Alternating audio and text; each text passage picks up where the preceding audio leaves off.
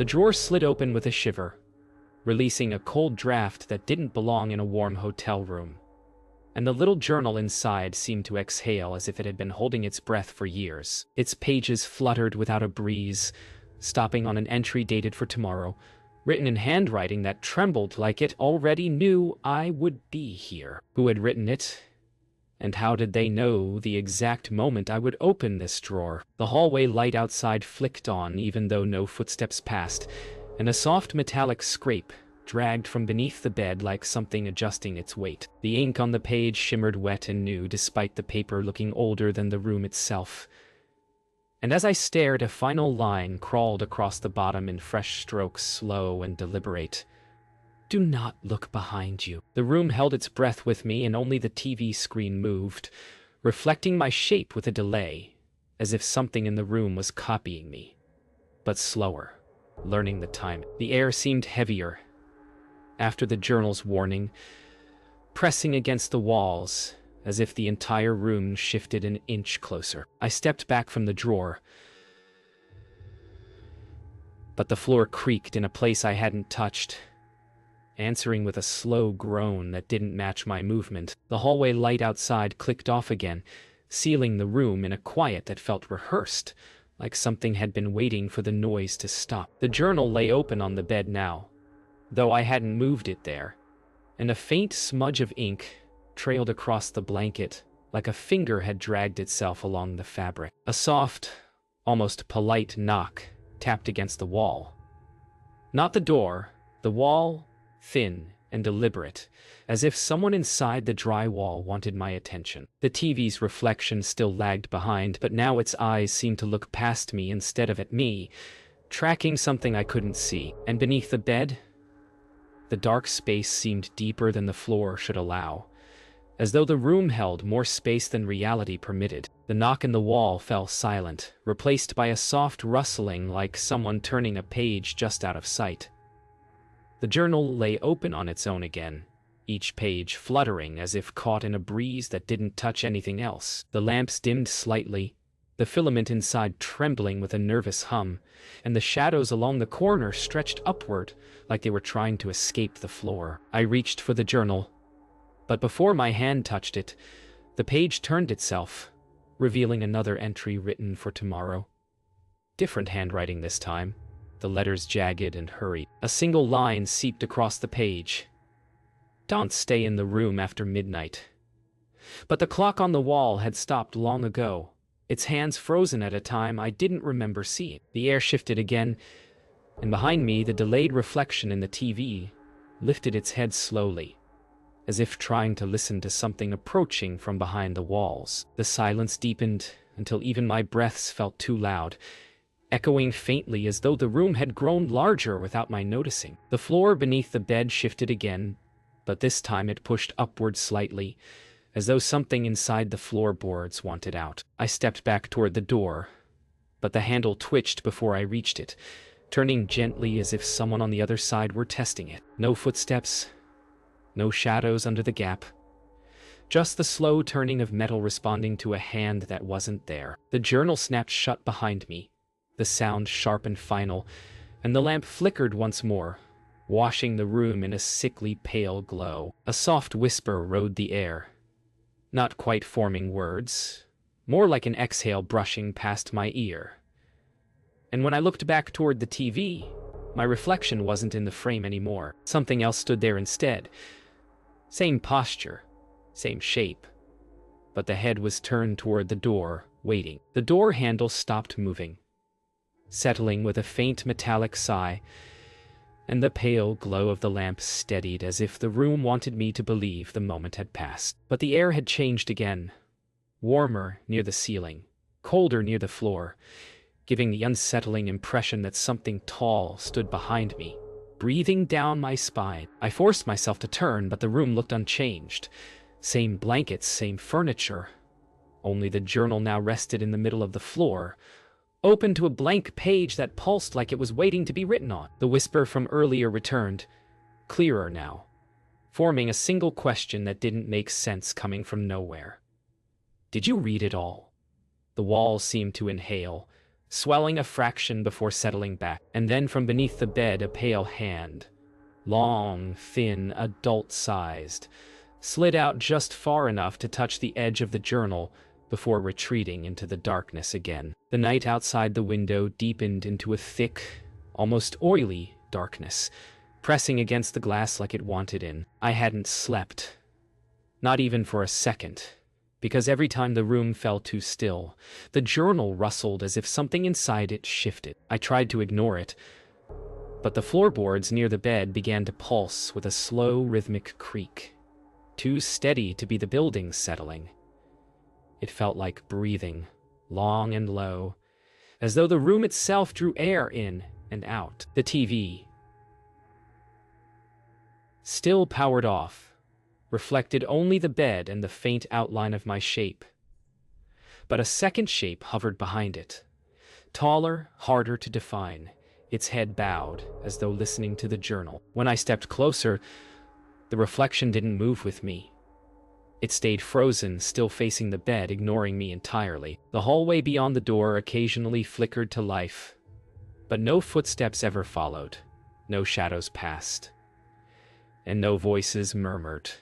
Only the steady pulse beneath the floor, rising, falling, calling. The floor's slow breathing deepened until it felt like the boards were expanding beneath my feet, pushing upward in gentle, unsettling waves. I backed toward the window, but the glass darkened further, swallowing the faint city lights outside until only my dim reflection stared back. The journal on the bed flipped open again with a soft thump, landing on a page covered in smeared ink. The writing twisted into looping shapes I couldn't read. A single blot of ink rolled down the paper like a droplet of sweat. Then the lamp buzzed and dimmed, shrinking the room into a tighter box of shadows. And somewhere inside the walls, something dragged itself from one corner to another with a patient, scraping rhythm. The TV reflection shifted even though the screen stayed black, the tall figure behind me raising its head slowly, as if finally noticing my retreat. I felt the temperature drop sharply near my ankles, as though something crawled past me without a body, leaving only cold behind. The wall behind the TV flexed inward, like something pressed its weight against the other side, causing the mounted frame to tilt forward with a muted groan. Before I could move, a thin line split across the paint, small at first, then widening into a hairline crack that traveled toward the ceiling. Dust rained down in slow, drifting specks, catching what little light remained. The journal slammed shut again, this time hard enough to bounce slightly on the mattress, releasing a puff of cold air that swept across the room as though the pages exhaled. My reflection in the window leaned closer to the glass, even though I hadn't moved, its hands lifting slowly, as if pressing against the barrier from its side. I felt pressure build at my back, like someone stood inches behind me, breathing too softly to hear, but strongly enough to feel. Then the crack in the wall pulsed once, like a heartbeat, and everything in the room, lamp, curtains, floor, shivered in response. The crack expanded again with a soft, snapping sound, releasing a faint whisper of cold air that smelled like damp concrete and something older.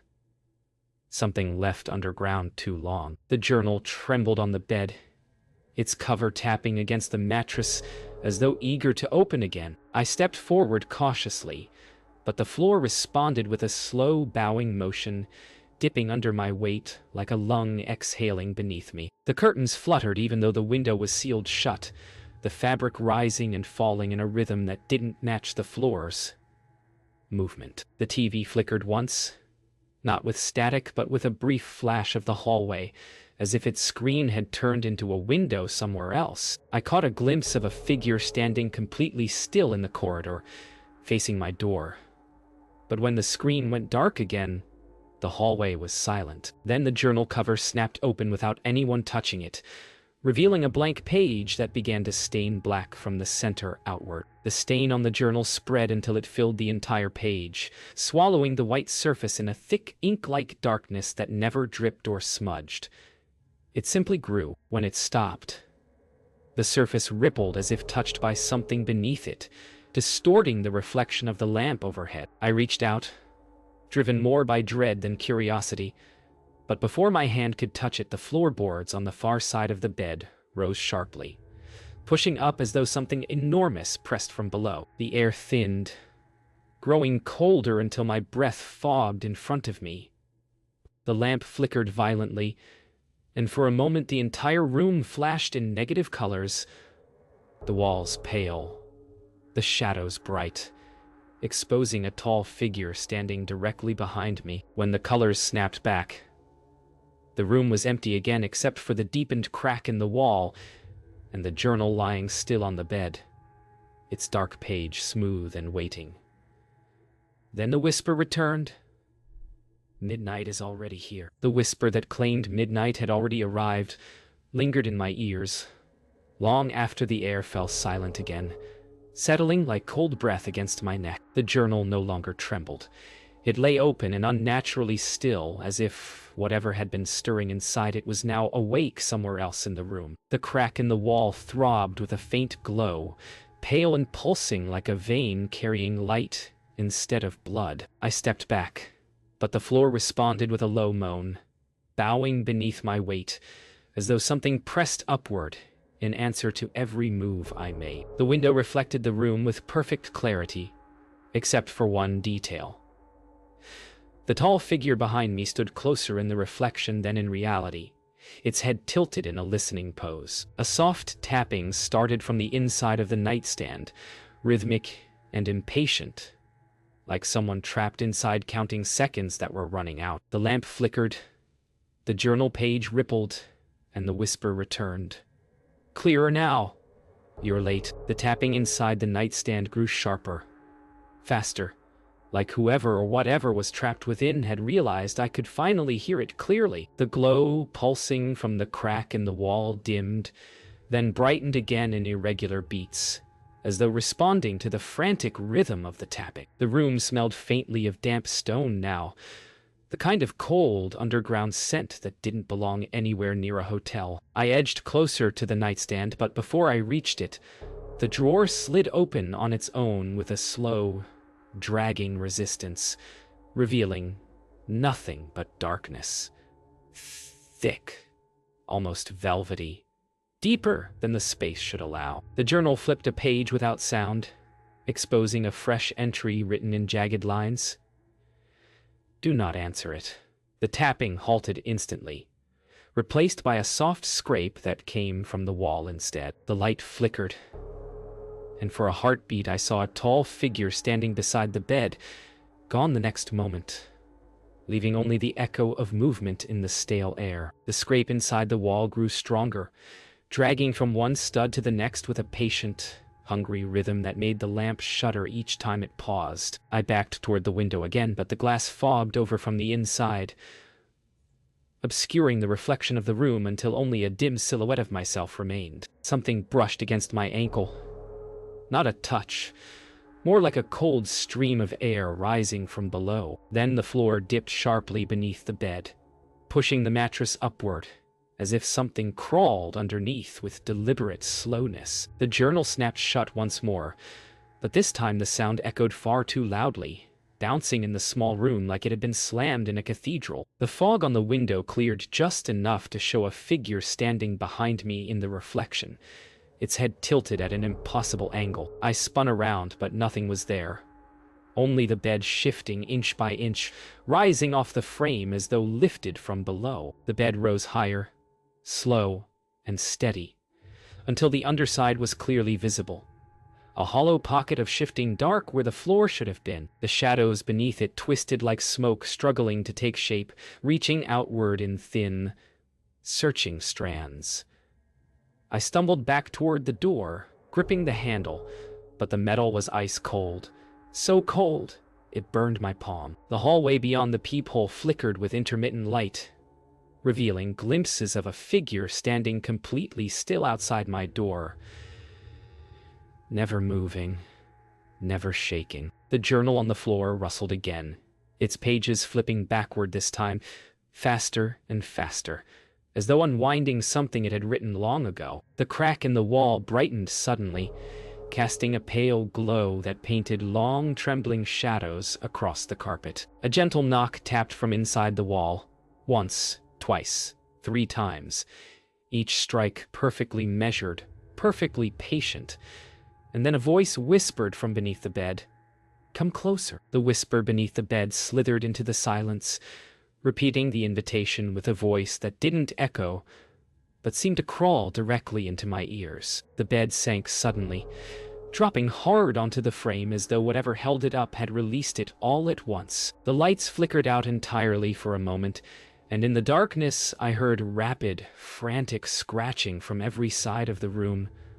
Walls, floor, nightstand, even the ceiling, circling me in tightening patterns. When the lamp blinked back on, the journal lay open at my feet, showing a new page written in handwriting that matched none of the previous entries. "You opened the wrong drawer." The crack in the wall widened with a sickening snap, dust and cold air spilling out in a thin stream. My reflection in the dead TV stared back at me, but its eyes were wide, terrified, fixed not on me but on something rising slowly behind my shoulder.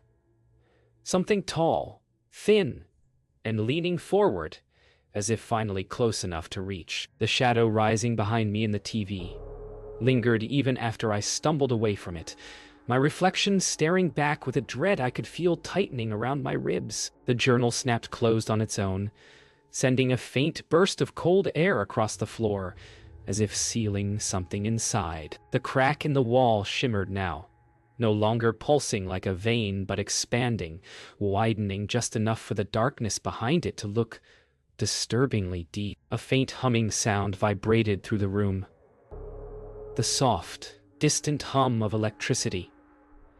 Except none of the lights buzzed.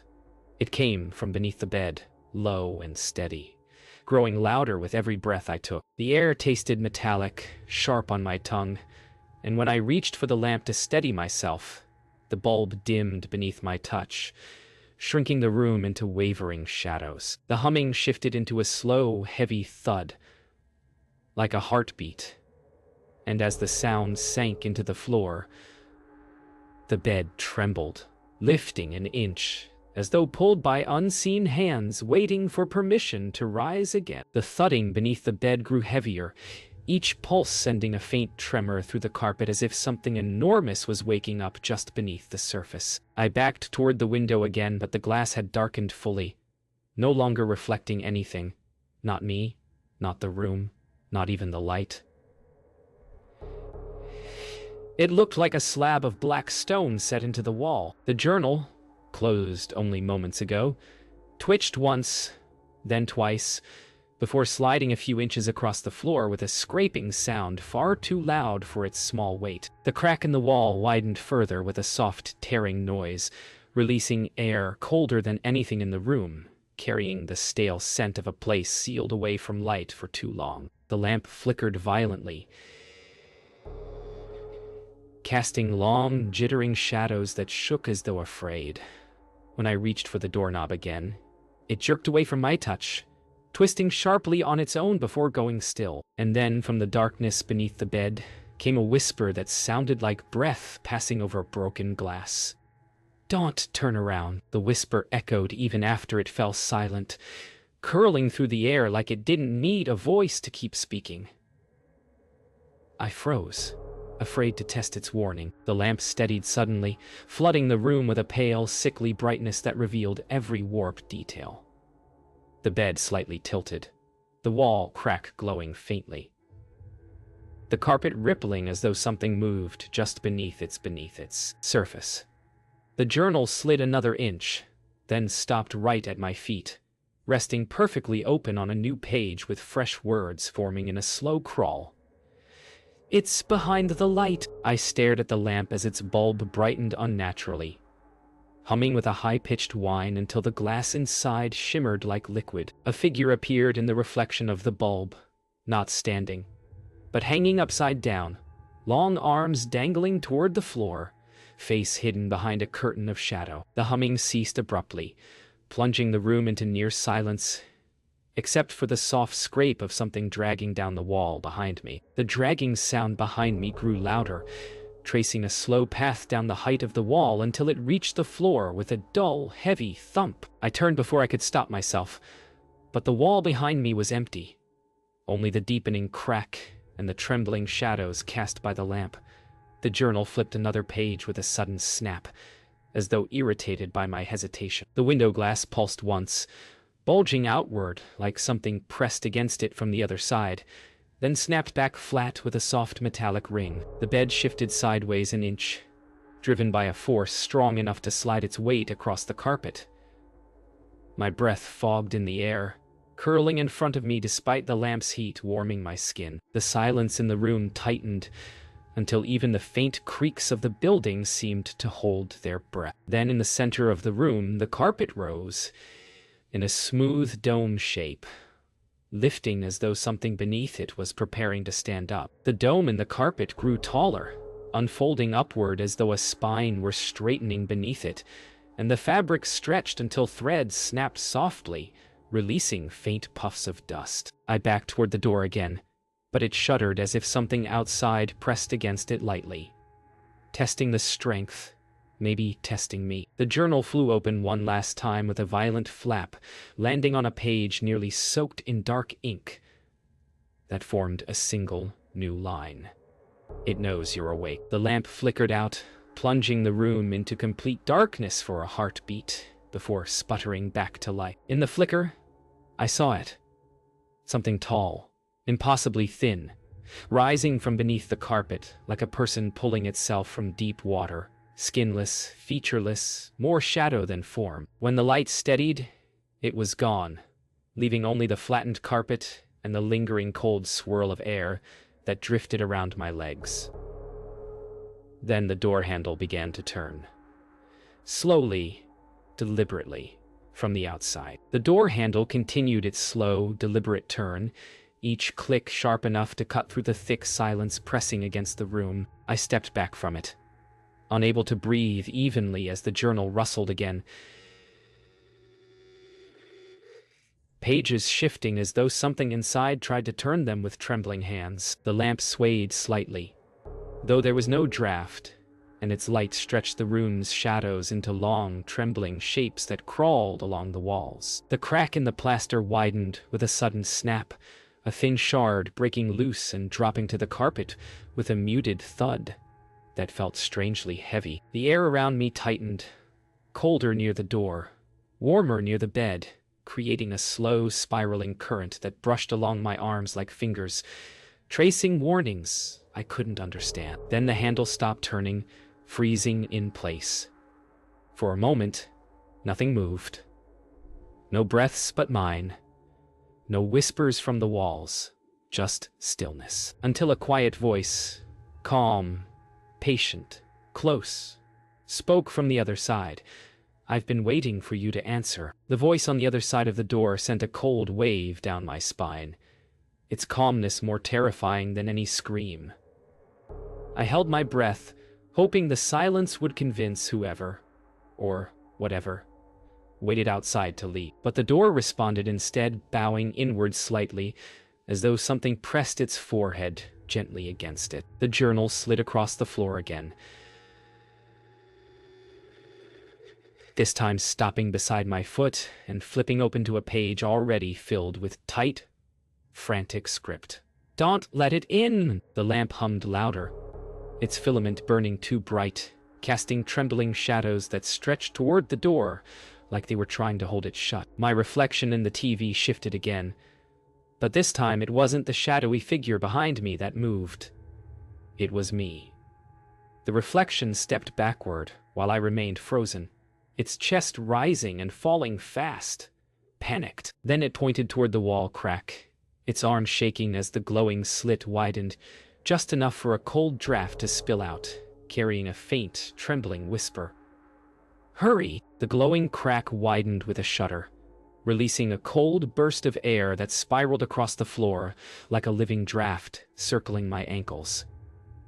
The journal snapped shut and slid backward, as if trying to pull me away from the door. Behind me, the TV flickered alive for the first time, Though no power, light blinked beneath it. Static churned across the screen, swirling into the vague outline of a tall figure hunched in a cramped space, its limbs pressed tightly together in a way that suggested it wasn't meant to be confined. The door rattled suddenly, not from banging, but from a slow, deliberate pressure pushing inward. I reached for the latch on instinct, but before I touched it, a deep groan echoed through the room, rising from beneath the bed like something twisting, stretching, preparing to stand. The static figure on the TV lifted its head, though it had no face, and raised a long, trembling hand toward the screen, toward me. The groaning beneath the bed deepened, swelling into a long, low creak that made the carpet bulge upward again. I stumbled back, knocking into the dresser hard enough to rattle the drawers. The TV static sharpened, forming clearer lines around the tall figure trapped within, its elongated limbs twitching subtly, as though testing the limits of its confinement. The door handle jerked twice, faster this time, and the calm voice from earlier whispered again, though now it sounded closer, clearer, like someone leaning directly against the wood. "Let me in. It's safer that way." The journal flung itself open, pages thrashing wildly like wings caught in a storm. The writing that appeared was messy and desperate. "Don't believe it." The lamplight dimmed until only the crack's pale glow remained, painting the room in sickly shadows. The bed shifted violently, dragging an inch across the floor, and a thin hand, pale, trembling, slipped out from beneath the frame, fingertips scraping the carpet like it was searching for something to hold. The hand beneath the bed curled slowly, its pale fingers pressing into the carpet, as though preparing to pull the rest of its body forward. I backed toward the wall, crack instinctively, unsure if moving closer was safer or a mistake. But the door behind me shook again, harder now. The voice outside sharpened, losing its calm tone and slipping into something thinner, more desperate. "You don't understand? Open it now." The journal slid violently across the floor, slamming against the base of the bed, landing open on a page filled edge to edge with a single repeated word. "Run." The lamp flickered so rapidly the room strobed, each flash revealing a new position of the tall shadow in the TV.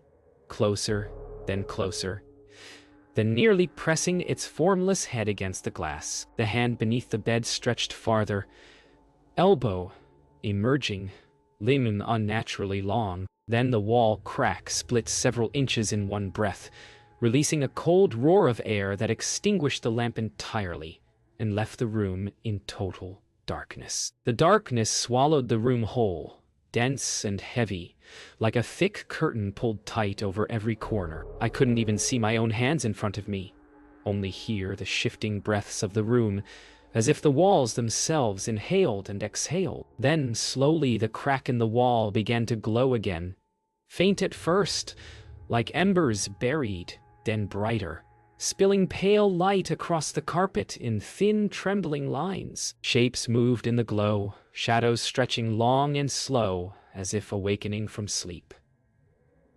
The hand beneath the bed dragged backward, retreating into the dark with a scraping hush, leaving only the echo of its presence. Behind me, the door rattled once more, but now the voice on the other side had lost all traces of humanity. Thin, strained, stretched too far. As it whispered, "You're running out of places to stand." The TV screen flickered alive without light, revealing only faint outlines shifting behind the glass, waiting. The pale glow from the wall crack grew brighter, carving the room into sharp outlines, as though the darkness around it had weight. The air shifted with a low hum, vibrating softly against my chest, and I felt the floor tremble beneath my feet. Not from anything moving beneath it this time, but as if the room itself was resisting something pressing from the other side. The journal, lying near the bed, twitched once before flipping open with a loud snap, pages slapping against each other until it stopped on an entry written in a black smear.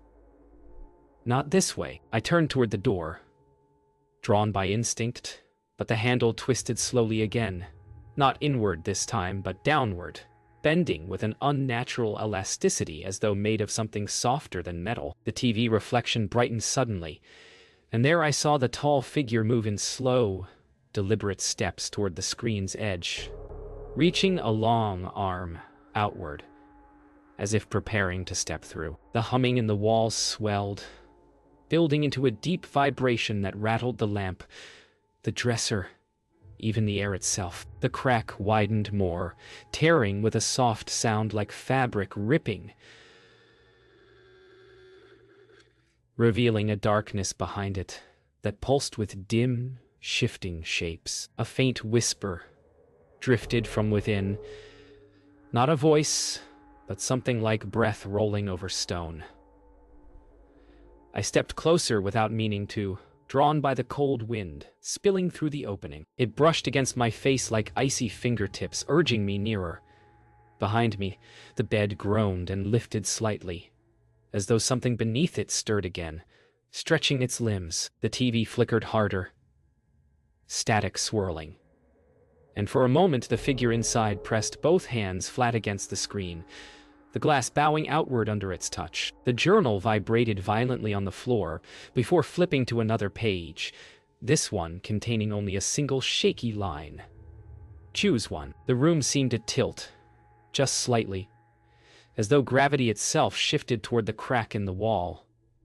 The wind from inside it grew stronger, circling my legs, tugging at my clothes with a cold insistence. The door behind me shook violently now, as if something far larger pressed against it with rising impatience, and the warped metal groaned under the strain. The lamp sputtered and flashed, each blink revealing a different position of the shadow beneath the bed. First curled, then stretching, then edging closer to the frame. The TV screen swelled outward, bending like thin plastic, as the tall figure inside leaned harder against the barrier. The journal slid across the floor again, faster this time, stopping between me and the crack as though trying to cut off my path. A new line formed on its open page, written in shaking strokes that seemed to smear themselves as they appeared. Not both. The room reached a breaking point, the floor trembling beneath me, the crack splitting wider with a low roar, the door nearly buckling outward as something hammered softly but relentlessly from the other side. The journal lay open at my feet, its pages fluttering as though caught in a storm no one else could feel, each line of text smearing and rewriting itself too quickly to read. The TV screen cracked with a sharp report, a thin fracture slicing across the figure trapped inside. Though it didn't recoil, it pushed harder. Behind me, the bed lurched upward once more, rising several inches before dropping heavily enough to shake the frame. The crack in the wall brightened suddenly, flooding the room in a cold white glow that made the shadows shrink back along the corners. A final line burned itself onto the journal's page in stark, jagged letters. One of them gets in.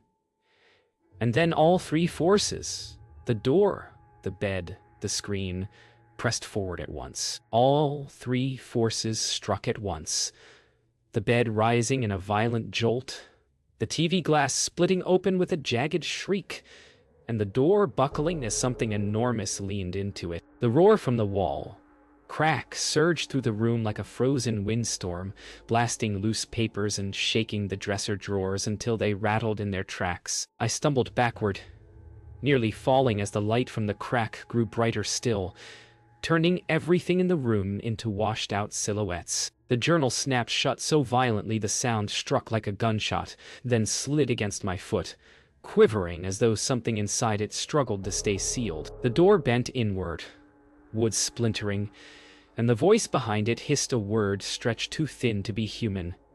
Now, the bed lurched again, rising completely off the floor, before slamming down with a deep, hollow thud that shook the walls. And from the TV, the tall figure pushed a single arm through the cracked surface, its shadow stretching across the carpet like a living stain. The arm emerging from the TV bent at unnatural angles as it searched blindly, the skinless shadow shifting like smoke, trapped in a human shape. The door cracked further, a long fissure running through its center as the thing behind it pressed its full weight against the wood. The wall crack's glow turned whiter, sharper, until it stung my eyes to look directly at it. And within the light I saw shapes moving. Slow. Towering shapes that didn't seem bound by the room's dimensions. The journal shook violently again before flipping open one last time, the pages trembling in frantic spasms. A new line carved itself into the paper, each letter forming with a violent scratch.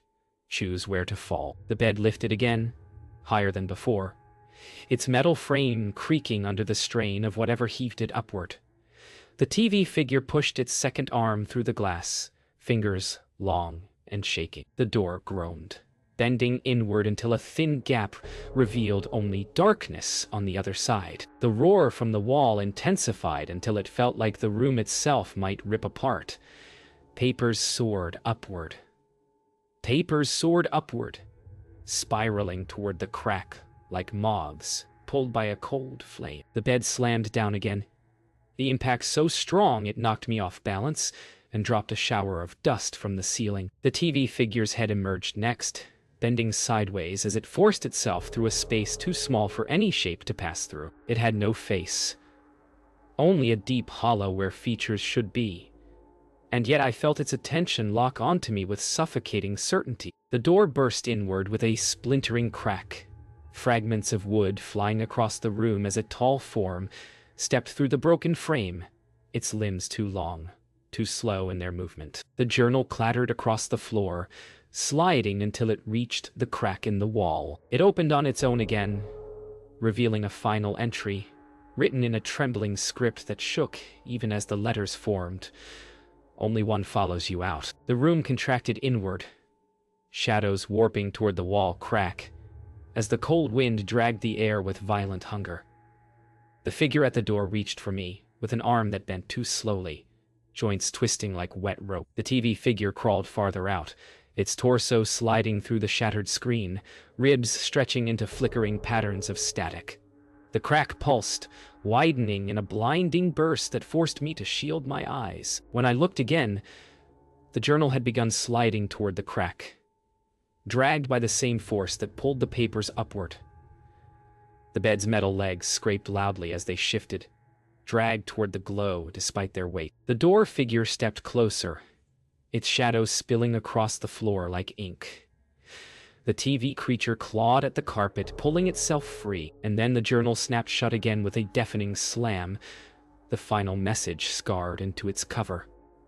Now jump! The wind from the crack turned violent, roaring loud enough to drown every other sound as the room tilted toward it, like a sinking floor. The two figures closed in, the one from the door reaching with slow, deliberate hunger, the one from the TV dragging itself forward in jittering bursts. The journal hovered for a moment at the crack's edge, caught in the pull, pages flapping wildly. The carpet lifted, tearing loose from the floorboards as the suction intensified. I stumbled toward the center of the room, pulled toward the light, whether I chose it or not. The cold brightness grew so strong the room faded into white silhouettes, and for a heartbeat I saw all three forms. The door figure, the TV figure, and a third shape rising beneath the bed, stretching toward me, their long arms reaching. The journal snapped open midair, pages glowing, and the final line burned across the paper in searing strokes. Only one leaves the room. The floor vanished beneath my feet,